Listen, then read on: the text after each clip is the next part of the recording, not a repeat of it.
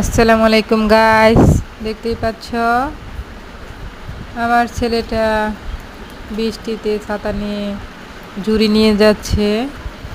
ঠিক ঝড়ের দিনে আম কুড়াতে যেরকম আমরা সুখ পেতাম, সেরকমভাবে পেয়ারা কুড়ানোর জন্য যাচ্ছে। এখন পেয়ারাগুলো কুড়িয়ে আনলো, সে নিজে সুন্দর করে ধুয়ে নিল। এখন সে আমাকে দেখাচ্ছে, দেখো মা কত সুন্দর সুন্দর পেয়ারা। সে নিজেই কাটলো, অনেক পেকে গেছে পেয়ারাগুলা। তো সে নিজেই কাটতে নিল এবং সে সুন্দর করে ফুলের মতো সাজিয়ে নিল। এখন লবণ মরিচ দিয়ে সবগুলাকে সুন্দর করে পরিবেশন করলো।